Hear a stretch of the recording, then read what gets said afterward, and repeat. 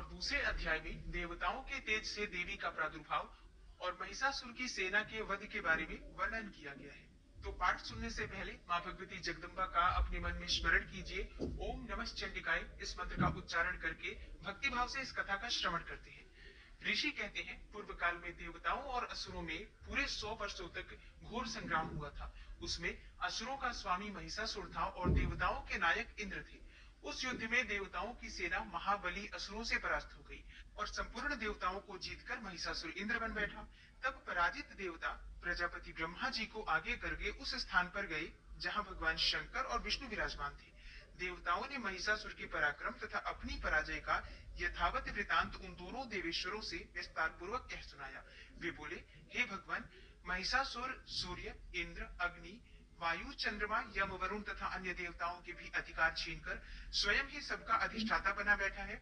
उस दुरात्मा महिष ने समस्त देवताओं को स्वर्ग से निकाल दिया है। अब वे मनुष्यों की भांति पृथ्वी पर विचरण करते हैं। दैत्यों की यह सारी करतूत हमने आप लोगों से कह सुनाई है और अब हम आप ही की शरण में आए हैं। उसके वध का कोई उपाय सोचिए। तब इस प्रकार देवताओं के वचन सुनकर भगवान विष्णु और शिव ने दैत्यों पर बड़ा क्रोध किया। उनकी भौहें तन गई और मुंह टेढ़ा हो गया। तब अत्यंत कोप में भरे हुए चक्रपाणी श्री विष्णु के मुख से एक महान तेज प्रकट हुआ। इसी प्रकार ब्रह्मा, शंकर तथा इंद्र आदि अन्यान्य देवताओं के शरीर से भी बड़ा भारी तेज निकला और वह सब मिलकर एक हो गया। महान तेज का वह पुंज जाज्वल्यमान पर्वत सा जान पड़ा। देवताओं ने देखा, वहां उसकी ज्वालाएं संपूर्ण दिशाओं में व्याप्त हो रही थी। संपूर्ण देवताओं के शरीर से प्रकट हुए उस तेज की कहीं तुलना नहीं थी। एकत्रित होने पर वह एक नारी के रूप में परिणत हो गया और अपने प्रकाश से तीनों लोकों में व्याप्त जान पड़ा। भगवान शंकर का जो तेज था, उससे उस देवी का मुख प्रकट हुआ। यमराज के तेज से उसके सिर में बाल निकल आए। श्री विष्णु भगवान के तेज से उसकी भुजाएं उत्पन्न हुई। चंद्रमा के तेज से दोनों स्तनों का और इंद्र के तेज से मध्य भाग अर्थात कटि प्रदेश का प्रादुर्भाव हुआ। वरुण के तेज से जंघा, पिंगली और पृथ्वी के तेज से नितंब भाग प्रकट हुआ। ब्रह्मा के तेज से दोनों चरण और सूर्य के तेज से उनकी अंगुलियां हुई। वसुओं के तेज से हाथों की अंगुलियां और कुबेर के तेज से नासिका प्रकट हुई। उस देवी के दांत प्रजापति के तेज से और तीनों नेत्र अग्नि के तेज से प्रकट हुए। उसकी भौहें संध्या के और कान वायु के तेज से उत्पन्न हुए थे। इसी प्रकार अन्यान्य देवताओं के तेज से भी उस कल्याणमयी देवी का आविर्भाव हुआ। तदनंतर समस्त देवताओं के तेज पुंज से प्रकट हुई देवी को देखकर महिषासुर के सताए हुए देवता बहुत प्रसन्न हुए। पिनाकधारी भगवान शंकर ने अपने शूल से एक शूल निकालकर उन्हें दिया। फिर भगवान विष्णु ने भी अपने चक्र से चक्र उत्पन्न करके देवी भगवती को अर्पित किया। वरुण ने भी शंख भेंट किया। अग्नि ने उन्हें शक्ति दी और वायु ने धनुष तथा बाण से भरे हुए दो तरकश प्रदान किए। सहस्त्र नेत्रों वाले देवराज इंद्र ने अपने वज्र से वज्र उत्पन्न करके दिया और ऐरावत हाथी से उतारकर एक घंटा भी प्रदान किया। यमराज ने कालदंड से दंड, वरुण ने पाश, प्रजापति ने स्फटिकाक्ष की माला तथा ब्रह्मा जी ने कमंडलू भेंट किया। सूर्य ने देवी के समस्त रोमकूपों में अपनी किरणों का तेज भर दिया और काल ने उन्हें चमकती हुई ढाल और तलवार दी। क्षीर समुद्र ने उज्जवल हार तथा कभी जीर्ण न होने वाले दो दिव्य वस्त्र भेंट किए। साथ ही उन्होंने दिव्य चूड़ामणि, दो कुंडल, कुंडल, कड़े, उज्जवल अर्धचंद्र, सब बाहुओं के लिए केयूर, दोनों चरणों के लिए निर्मल नुपुर, गले की सुंदर हंसली और सब अंगुलियों में पहनने के लिए रत्नों की बनी अंगूठियां भी दी। और विश्वकर्मा ने उन्हें अत्यंत निर्मल फरसा भेंट किया। साथ ही अनेक प्रकार के अस्त्र और अभेद्य कवच भी दिए। इनके सिवा मस्तक और वक्षस्थल पर धारण करने के लिए कभी न कुम्हलाने वाले कमलों की मालाएं दी। जलधि ने उन्हें सुंदर कमल का फूल भेंट किया। हिमालय ने सवारी के लिए सिंह तथा भांति भांति के रत्न समर्पित किए। धनाध्यक्ष कुबेर ने मधु से भरा पान पात्र दिया तथा संपूर्ण नागों के राजा शेष ने, जो इस पृथ्वी को धारण करते हैं, उन्हें बहुमूल्य मणियों से विभूषित नागहार भेंट दिया। इसी प्रकार अन्य देवताओं ने भी आभूषण और अस्त्र शस्त्र देकर देवी का सम्मान किया। तत्पश्चात उन्होंने बारंबार अट्टहास पूर्वक उच्च स्वर से गर्जना की। उनके भयंकर नाद से संपूर्ण आकाश गूंज उठा। देवी का वह अत्यंत उच्च स्वर से किया हुआ सिंहनाद कहीं समा न सका। आकाश उसके सामने लघु प्रतीत होने लगा। उससे बड़े जोर की प्रतिध्वनि हुई, जिससे संपूर्ण विश्व में हलचल मच गई और समुद्र कांप उठे। पृथ्वी डोलने लगी और समस्त पर्वत हिलने लगे। उस समय देवताओं ने अत्यंत प्रसन्नता के साथ सिंहवाहिनी भवानी से कहा, हे देवी, तुम्हारी जय हो। साथ ही महर्षियों ने भी भक्तिभाव से विनम्र होकर उनका स्तवन किया। संपूर्ण त्रिलोकी को क्षोभग्रस्त देख दैत्यगण अपनी समस्त सेना को कवच आदि से सुसज्जित करके हाथों में हथियार ले सहसा ही उठकर खड़े हो गए। उस समय महिषासुर ने बड़े क्रोध में आकर कहा, आप यह क्या हो रहा है? फिर वह संपूर्ण असुरों से घिरकर उस सिंहनाद की ओर लक्ष्य करके दौड़ा और आगे पहुंचकर उसने देवी को देखा, जो अपनी प्रभा से तीनों लोगों को प्रकाशित कर रही थी। उनके चरणों के भार से पृथ्वी दबी जा रही थी, माथे के मुकुट से आकाश में रेखा सी खिंच रही थी तथा वे अपने धनुष की टंकार से सातों पातालों को क्षुब्ध किए देती थी। देवी अपनी हजारों भुजाओं से संपूर्ण दिशाओं को आच्छादित करके खड़ी थी। तदनंतर उनके साथ दैत्यों का युद्ध छिड़ गया और नाना प्रकार के अस्त्र शस्त्रों के प्रहार से संपूर्ण दिशाएं उद्भासित होने लगी। चिक्षुर नामक महान असुर महिषासुर का सेना नायक था। वह देवी के साथ युद्ध करने लगा और अन्य दैत्यों की चतुरंगिणी सेना साथ लेकर चामर भी लड़ने लगा।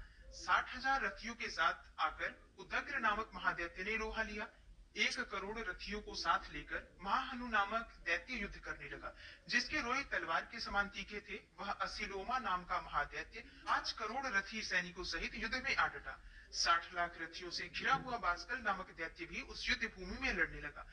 परिवारित नामक राक्षस हाथी सवार और घुड़सवारों के अनेक दलों तथा 1 करोड़ रथियों की सेना लेकर युद्ध करने लगा।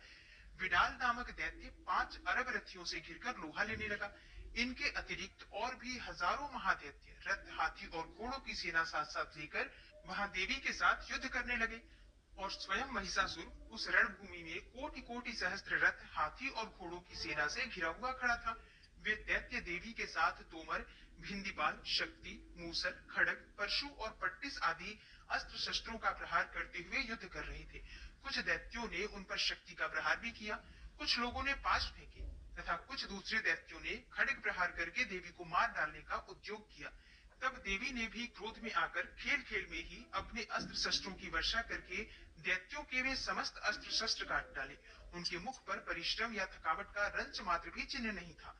देवता और ऋषि उनकी स्तुति करते थे और वे भगवती परमेश्वरी दैत्यों के शरीरों पर अस्त्र शस्त्रों की वर्षा करती रही। देवी का वाहन सिंह भी क्रोध में आकर गर्दन के बालों को हिलाता हुआ असुरों की सेना में इस प्रकार विचरने लगा, मानो वनों में दावानल फैल रहा हो।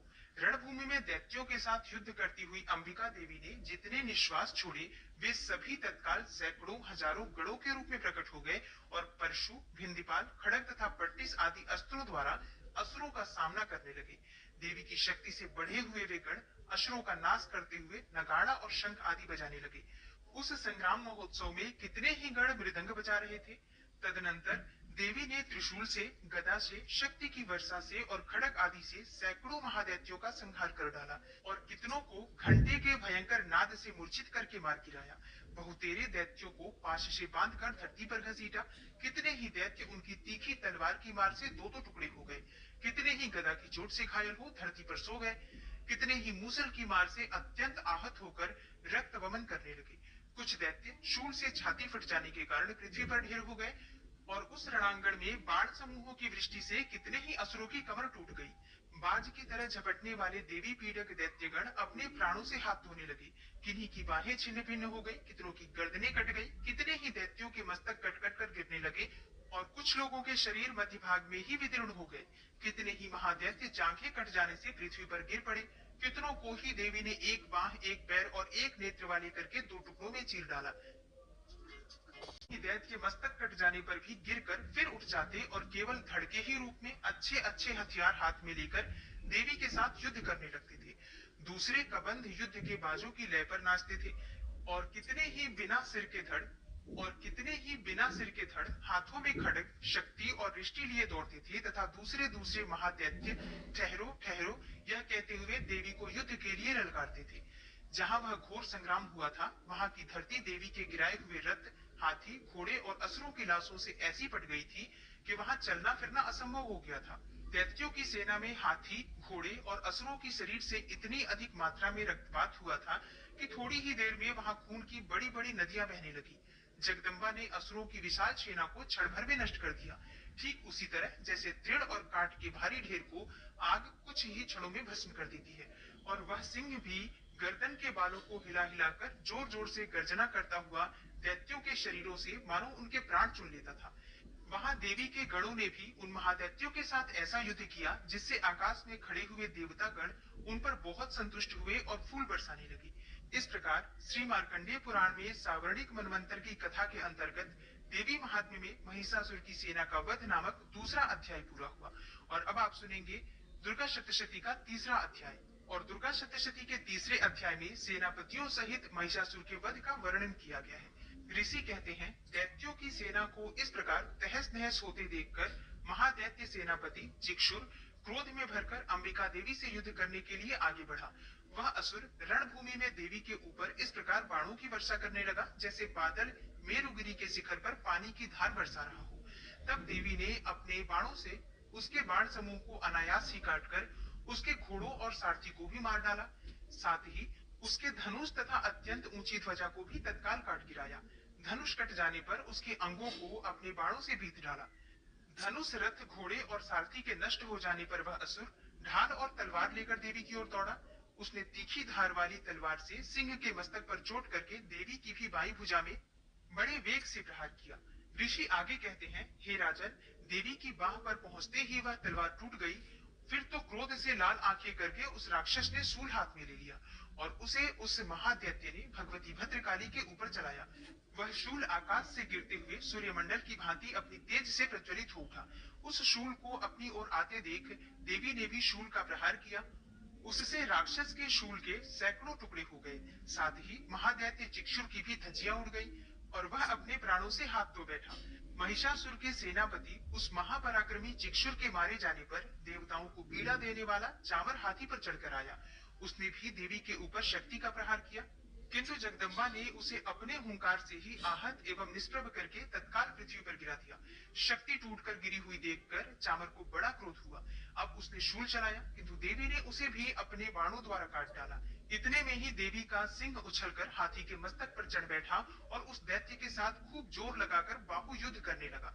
वे दोनों लड़ते लड़ते हाथी से पृथ्वी पर आ गए और अत्यंत क्रोध में भरकर एक दूसरे पर बड़े भयंकर प्रहार करते हुए लड़ने लगे। तदनंतर सिंह बड़े वेग से आकाश की ओर उछला और उधर से गिरते समय अपने पंजों की मार से चामर का सिर धड़ से अलग कर दिया। इसी प्रकार उद्दग्र भी शिला और वृक्ष आदि की मार खाकर रणभूमि में देवी के हाथों से मारा गया तथा कराल भी दांतों, मुक्कों और थप्पड़ों की चोट से धराशायी हो गया। क्रोध में भरी हुई देवी ने गदा की चोट से उद्धत का कचुवर निकाल डाला। भिंदीपाल से वाष्कल को तथा बाणों से ताम्र और अंधक को मौत के घाट उतार दिया। तीन नेत्रों वाली परमेश्वरी ने त्रिशूल से उग्रास्य, उग्रवीर्य तथा महाहनु नामक दैत्य को मार डाला और तलवार की चोट से विडाल के मस्तक को धड़ से काट गिराया। दुर्धर और दुर्मुख इन दोनों को भी अपने बाणों से यमलोक भेज दिया। इस प्रकार अपनी सेना का संहार होता हुआ देखकर महिषासुर ने भैंसे का रूप धारण करके देवी के गढ़ों को त्रास देना आरंभ किया। किन्हीं को थुथुन से मारकर, किन्हीं के ऊपर खुरों का प्रहार करके, किन्हीं किन्हीं को पूंछ से चोट पहुंचाकर, कुछ को सींगों से विदीर्ण करके, कुछ गणों को वेग से, किन्हीं को सिंहनाद से, कुछ को चक्कर देकर और कितनों को निश्वास वायु के झोंके से धराशायी कर दिया। इस प्रकार गणों की सेना को गिराकर वह असुर महादेवी के सिंह को मारने के लिए झपटा। इससे जगदम्बा को बड़ा क्रोध हुआ।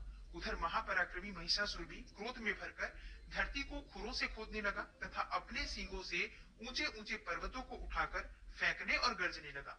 उसके वेग से चक्कर देने के कारण पृथ्वी क्षुब्ध होकर फटने लगी और उसकी पूंछ से टकराकर समुद्र सब ओर से धरती को डुबोने लगा। हिलते हुए सींगों के आघात से विदीर्ण होकर बादलों के टुकड़े टुकड़े हो गए। उसके श्वास के प्रचंड वायु के वेग से उड़े हुए सैकड़ों पर्वत आकाश से गिरने लगे। इस प्रकार क्रोध में भरे हुए उस महादैत्य को अपनी ओर आते देखकर चंडिका ने उसका वध करने के लिए महान क्रोध किया। उन्होंने पाश फेंककर उस महान असुर को बांध लिया। उस महासंग्राम में बंध जाने पर उसने भैंसे का रूप त्याग दिया और तत्काल सिंह के रूप में प्रकट हो गया। उस अवस्था में जगदम्बा ज्यों ही उसका मस्तक काटने के लिए उद्यत हुई, त्यों ही वह खड्गधारी पुरुष के रूप में दिखाई देने लगा। तब देवी ने तुरंत ही बाणों की वर्षा करके ढाल और तलवार के साथ उस पुरुष को भी बींध डाला। इतने में ही वह महान गजराज के रूप में परिणत हो गया तथा अपनी सूंड से देवी के विशाल सिंह को खींचने और गर्जने लगा। खींचते समय देवी ने तलवार से उसकी सूंड काट डाली। तब उस महादैत्य ने पुनः भैंसे का शरीर धारण कर लिया और पहले की ही भांति चराचर प्राणियों सहित तीनों लोगों को व्याकुल करने लगा। तब क्रोध में भरी हुई जगन माता चंडिका बारंबार उत्तम मधु का पान करने लगी और लाल आंखें करके हंसने लगी। उधर वह बल और पराक्रम के मध्य से उन्मत्त हुआ राक्षस गर्जने लगा और अपने सींगों से चंडी के ऊपर पर्वतों को फेंकने लगा। उस समय देवी अपने बाणों के समूहों से उसके फेंके हुए पर्वतों को चूर्ण करती हुई बोली। बोलते समय उनका मुख मधु के मध्य से लाल हो रहा था और वाणी लड़खड़ा रही थी। देवी ने कहा, ओ मूढ़, मैं जब तक मधु पीती हूँ तब तक तू क्षण भर के लिए खूब गर्ज ले।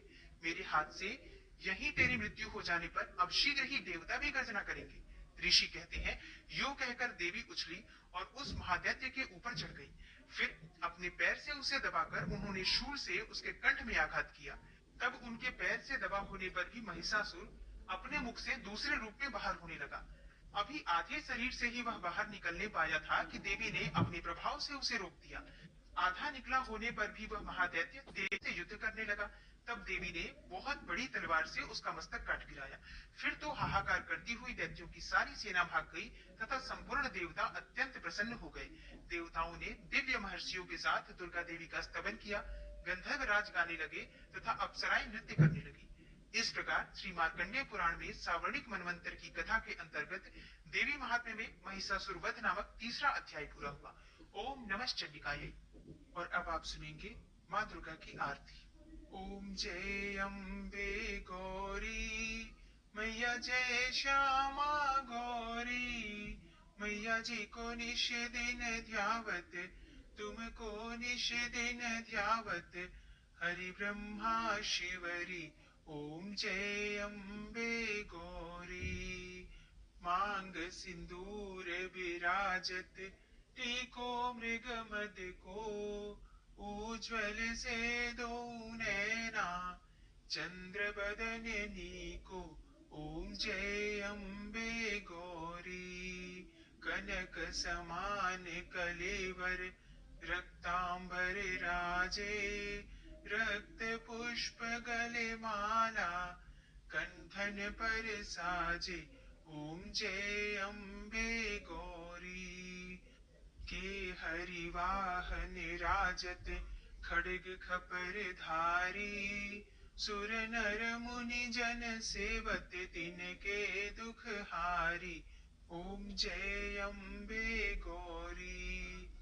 कानन कुंडल शोभित, नासाग्रे मोती, कोटिक चंद्र दिवाकर, राजत सम ज्योति। ओम जय अम्बे गौरी। शुंभ निशुंभ विडारे, महिषासुर घाती, धूम्र विलोचन नैना, निस दिन मद माती। ओम जय अम्बे गौरी। 64 योगिनी मंगल गावे, नृत्य करत भैरो मैया, नृत्य करत भैरो, बाजत ताल मृदंगा, अरु बाजत डमरू। ओम जय अम्बे गौरी। भुजाचार अति शोभित, खड्ग खपर धारी, मन वांछित फल पावत, सेवत नर नारी। ओम जय अम्बे गौरी। कंचन थाल विराजत, अगर कपूर भाती, श्रीमाल के तुम राजत, कोटि रतन ज्योति।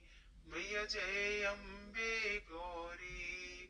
श्री अम्बे जी की आरती, जो कोई नर गावे, कहत शिवानंद स्वामी, भजत हरि हर स्वामी, मन वांछित फल पावे। ओम जय अम्बे गौरी। जय अम्बे गौरी मैया, जय श्यामा गौरी मैया जी को निश दिन ध्यावत, तुमको निश दिन ध्यावत, हरि ब्रह्मा शिवरी। ओम जय अम्बे गौरी। ओम जय अम्बे गौरी मैया, जय श्यामा गौरी।